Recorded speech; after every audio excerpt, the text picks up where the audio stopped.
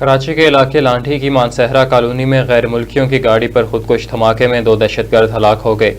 مزید جانتے ہیں ٹیلی فون لائن پر موجود چیف رپورٹر کراچی میاں خرم شہزاد سے۔ جی میاں خرم بتائیے گا۔ کراچی کے علاقے لانڈھی کی مانسہرہ کالونی میں غیر ملکیوں کی گاڑی پر ہونے والے خودکش دھماکے میں 2 دہشت گرد ہلاک۔ S S P Malir Tariq Mustafa کے مطابق گاڑی پر خودکش حملہ ہوا۔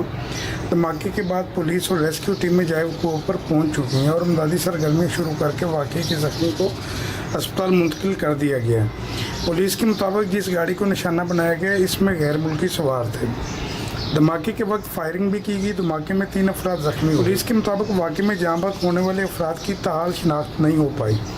تاہم دھماکے میں زخمی ہونے والے 2 افراد 45 سالہ نور محمد اور 45 سالہ لنگر خان کے ناموں سے شناخت ہوئی۔ دونوں سیکیورٹی گارڈ تھے اور غیر ملکیوں کی حفاظت کے لیے ان کے ساتھ گاڑی میں موجود تھے۔ پولیس کا کہنا ہے دھماکے کا نشانہ بننے والی غیر ملکیوں کی گاڑی کے قریب موٹر سائیکلیں بھی ملی ہیں۔ دھماکے کے نتیجے میں متاثرہ گاڑی کے اگلے حصے کو شدید نقصان پہنچا ہے۔ پولیس کے مطابق خودکش حملے کا نشانہ بننے والی وین میں 5 غیر ملکی سوار تھے۔ وین میں سوار تمام غیر ملکی محفوظ ہیں۔ غیر ملکیوں کو محفوظ مقام پر منتقل کر دیا گیا۔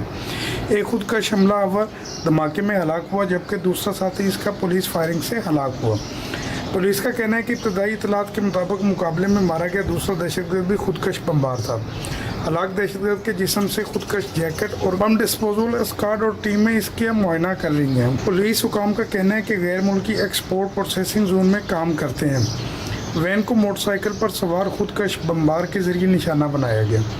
جائے وقوع سے کلاشنکوف دستی بم سے بھرا بیگ بھی ملا ہے۔ اسپتال حکام کا کہنا ہے کہ دھماکے کے زخمیوں میں نور محمد، لنگر خان اور سلمان رفیق شامل ہیں۔ 2 کی حالت تشویشناک ہے۔ زخمیوں میں کوئی غیر ملکی شامل نہیں ہے۔